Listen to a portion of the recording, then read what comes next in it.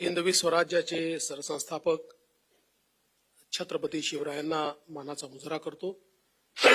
भारतीय राज्यघटनेचे शिल्पकार भारतरत्न डॉक्टर बाबासाहेब आंबेडकर यांना मानवंदना अर्पित करतो। आजच्या आपल्या या कार्यशाळेमध्ये आपल्याला मार्गदर्शन करण्याकरता उपस्थित असलेले आपले राष्ट्रीय सहसंघटन मंत्री शिवप्रकाशजी, आपले महाराष्ट्राचे अध्यक्ष चंद्रशेखर बावनकुळेजी, कार्याध्यक्ष रवींद्र चव्हाणजी, सन्माननीय पंकजाताई मुंडे, चंद्रकांत दादा पाटील, प्रवीणजी दरेकर, माधवीताई नाईक, विजयजी चौधरी, विक्रांतजी पाटील, संजयजी कणेकर, राजेशजी पांडे, या ठिकाणी उपस्थित मंत्रिमंडळातील माझे सर्व सहकारी, सर्व आमदार आणि सर्व जिल्ह्यातून आलेले पदाधिकारी, भगिनी आणि बंधूंनो, आज दुपारपासून आपलं या ठिकाणी ही कार्यशाळा चालली आहे आणि एकूणच संघटन पर्वाच्या निमित्ताने संपूर्ण मार्गदर्शन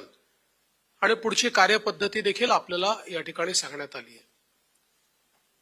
आपल्या सगळ्यांना याची कल्पना आहे की देशामध्ये भारतीय जनता पार्टी एकमेव असा पक्ष आहे की जो प्रामाणिकपणे आपलं संघटन पर्व राबवतो। देशात प्रत्येक पक्षाला आपलं संविधान तयार करावं लागतं, ते संविधान इलेक्शन कमिशनकडे रजिस्टर करावं लागतं आणि त्या संविधानाच्या अनुरूप लोकशाही पद्धतीनं आपली पूर्ण रचना उभी करावी लागते। आपल्याला कल्पना आहे, हे जरी कायद्याने खरं असलं तरी अशा प्रकारची संपूर्णपणे लोकतांत्रिक पद्धतीनं संविधान अनुरूप व्यवस्था उभा करणारा जर कुठला पक्ष या देशामध्ये असेल तर तो एकमेव पक्ष म्हणजे भारतीय जनता पक्ष। आणि या संपूर्ण संघटन व्यवस्थेचा भाग म्हणून आपण सुरुवात ही प्राथमिक सदस्यांपासून करतो। आपल्याला माहिती आहे की देशामध्ये प्राथमिक सदस्यतेची मोहीम संपली, पण ती ज्यावेळेस सुरू झाली त्यावेळेस आपल्या निवडणुका होत्या आणि म्हणून आपण केंद्रीय भाजपला विनंती केली होती आणि केंद्रीय भाजपने हरियाणा असेल, महाराष्ट्र असेल, अशा झारखंड असेल, 4 राज्यांना सूट दिली होती की त्यांनी त्यांच्या निवडणुकीनंतर हे करावं। आणि म्हणून देशभरामध्ये जवळपास संघटन पर्व हे संपुष्टात आलंय, आपल्याला एक्सटेंडेड वेळ मिळालेला आहे। आणि मला अतिशय आनंद आहे की आपले अध्यक्ष चंद्रशेखर बावनकुळेजी यांनी केंद्राला सांगितलं की महाराष्ट्र 1.5 कोटी प्राथमिक सदस्य तयार करेल। ज्यावेळेस या पक्षाचा मोठा विस्तार 2014 साली आपले अमितभाई शाह हे अध्यक्ष झाल्यानंतर जगातला सगळ्यात मोठा पक्ष भाजपला बनवायचा आहे असा निर्णय घेऊन आपण संघटन पर्व सुरू केलं आणि देशामध्ये 11 कोटी सदस्य केले। चीनच्या कम्युनिस्ट पक्षाचा 7 कोटीचा रेकॉर्ड मोडून 11 कोटी सदस्य करून जगातला सगळ्यात मोठा पक्ष हा आपण 2014-15 साली झालो। आणि त्यानंतर त्याही वेळी महाराष्ट्रामध्ये जवळपास 1 कोटी सदस्य आपण त्या काळामध्ये करू शकलो होतो। आता यावेळी भाजपने स्वतःचा रेकॉर्ड मोडलेला आहे। शिवप्रकाशजी नेमका आकडा सांगतील, पण माझ्या माहितीप्रमाणे 13 कोटीपेक्षा जास्त सदस्य आता देशामध्ये भारतीय जनता पक्षाने केलेले आहेत। अर्थात आपले आता त्यात ऍड होत जातील आणि त्यात मला या गोष्टीचा आनंद आहे की 98 लाख सदस्य आजपर्यंत आपण केले आहेत। म्हणजे पुढच्या 2 ते 3 दिवसात 1 कोटीचा आकडा आपण पार करू। आणि काही जिल्हे आणि काही मतदारसंघ अद्याप मागे राहिले आहेत, त्यांनी थोडं लक्ष घातलं तर हा 1.5 कोटीचा आकडा पार करून 1.25 कोटीपर्यंत आपण जाऊ शकतो, एवढी क्षमता आपली आहे. पण 1.5 कोटीचं टार्गेट तर भारतीय जनता पार्टी महाराष्ट्र निश्चितपणे पूर्ण करेल.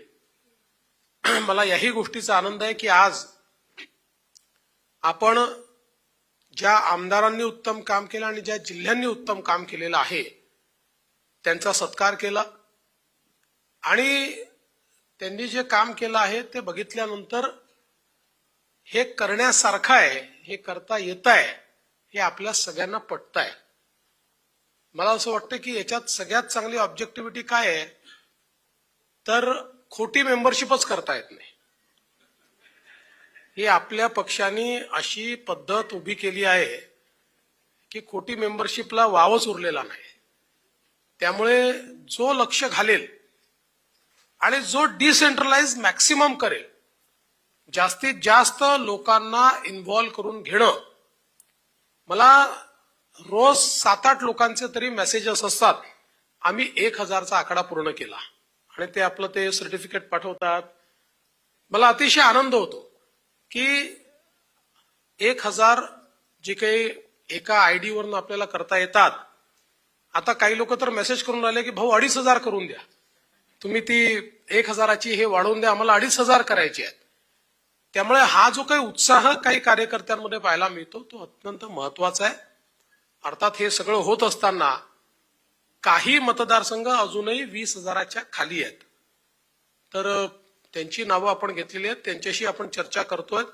थोडं लक्ष घातलं, काही याच्यामध्ये मागे राहण्याचं कारणच नाहीये. थोडं लक्ष घातलं तर भाजपची यंत्रणा आणि भाजपचे कार्यकर्ते हे इतके सक्षम आहेत की थोडी प्रेरणा दिली, थोडी यंत्रणा लावली, थोडं पाठपुरावा केला तर कुठलाच मतदारसंघ 50,000च्या खाली राहूच शकत नाही.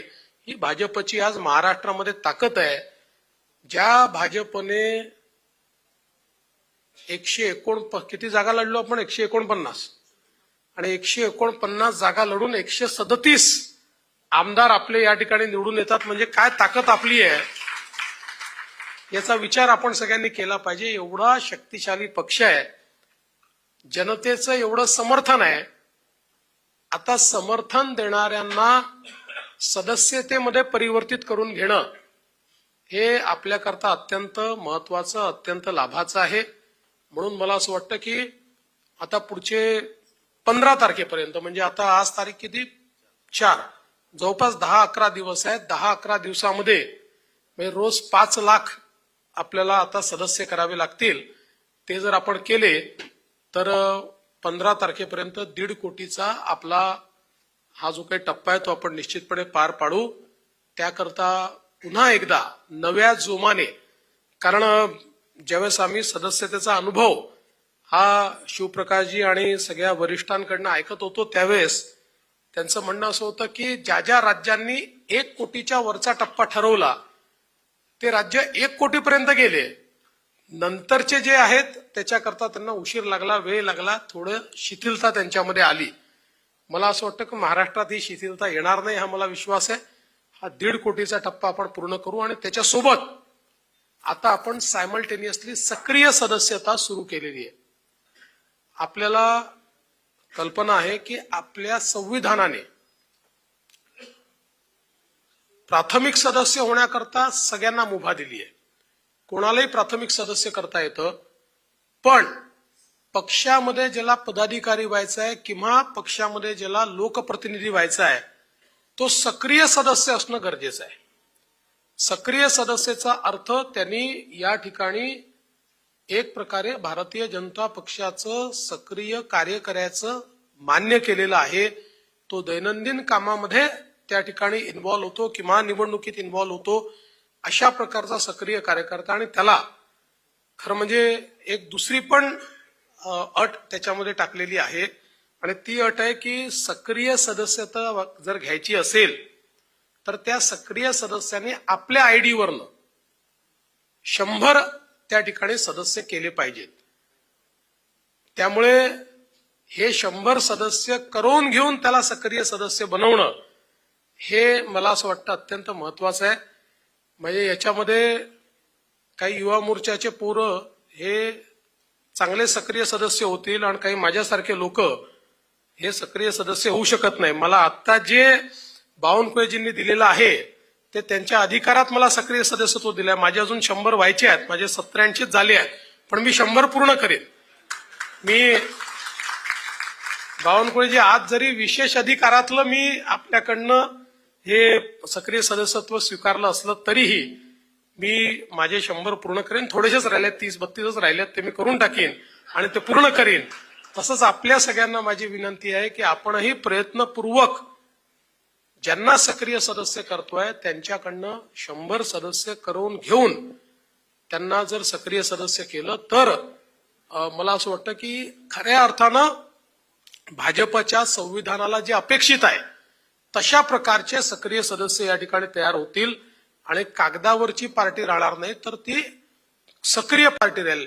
जसं आपण सदस्यता मोहिमेमध्ये कुठेही डुप्लिकेशन किंवा कुठेही काय म्हणतात चुकीचं काम झालं नाही, प्रामाणिकतेने झालं, तसंच आता सक्रिय सदस्यांचं देखील अतिशय प्रामाणिकतेने आपण सगळ्यांनी केलं पाहिजे.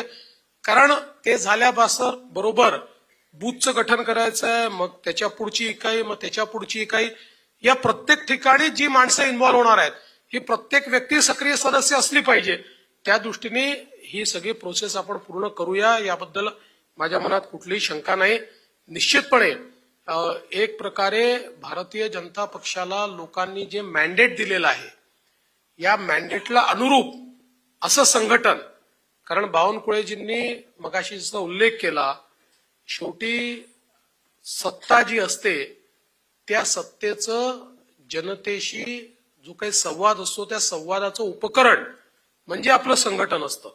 संघटन जेवढं मजबूत आहे, जेवढं सक्रिय आहे, तेवढी सत्ता ही समाजापर्यंत पोहोचते. समाजापर्यंत पोहोचण्याचं सेतूचं काम हे आपलं संघटन त्या ठिकाणी करत असतं.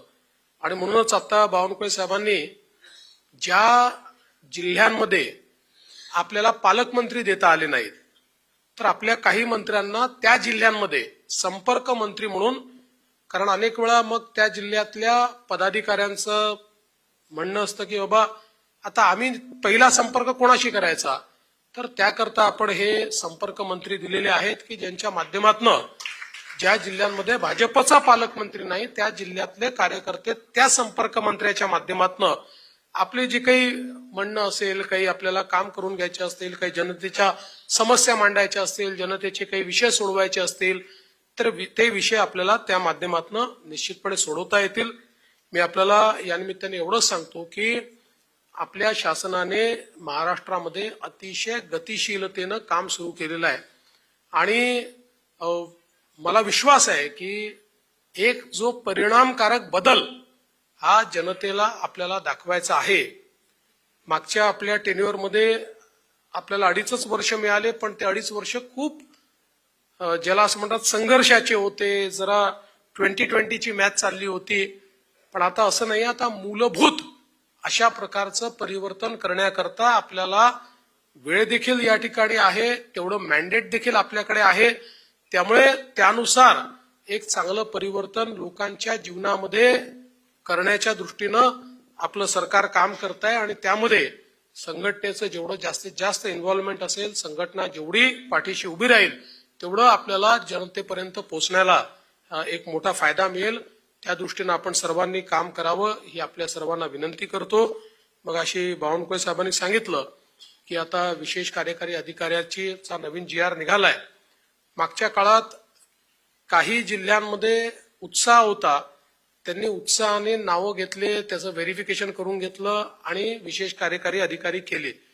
काही जिल्ह्यांमध्ये 2.5 वर्षात एकही विशेष कार्यकारी अधिकारी झाला नाही. तर मला असं वाटतं की थोडं मंत्री आणि संपर्क मंत्री तर लक्ष देतीलच, जिल्हाध्यक्षांनी लक्ष द्यावं. शेवटी एक प्रकारे हा जो काही आपला कार्यकर्ता असतो त्याला हा सन्मान असतो. त्याला महाराष्ट्र शासनाचा विशेष कार्यकारी अधिकारी त्याचं लेटर पॅड असतं, त्याचा शिक्का असतो. त्यामुळे एक सन्मान हा या निमित्ताने त्या कार्यकर्त्याला मिळत असतो.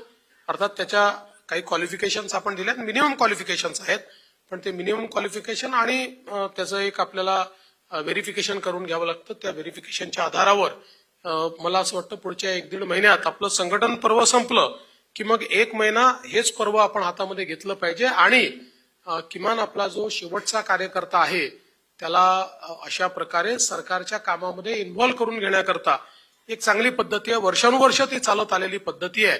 त्यामुळे त्या पद्धतीचा अवलंब आपण सगळे लोक मिळून करू. मी यापेक्षा अधिक आज काही बोलण्याची आवश्यकताही नाही आहे. त्यामुळे आपल्या सगळ्यांचं पुन्हा एकदा अभिनंदन करतो की आपण 1 कोटीपर्यंत पोहोचलात. ज्यांनी उत्तम काम केलंय त्यांचं विशेष अभिनंदन करतो आणि अशाच प्रकारचं अभिनंदन सगळ्यांचं करण्याची संधी मिळावी या दृष्टीनं आपण सगळ्यांनी काम करावं. आणि जे लोक आज उपस्थित नाही आहेत त्यांनाही काही लोकांनी सुट्टी घेतली आहे, काही न सांगता अनुपस्थित आहेत आणि 2-4 लोक इथे उपस्थित दिसत नाहीत. मला मंत्रालयात भेटले होते, त्यांना मी विचारतो का ते इथल्याऐवजी मंत्रालयात आहेत.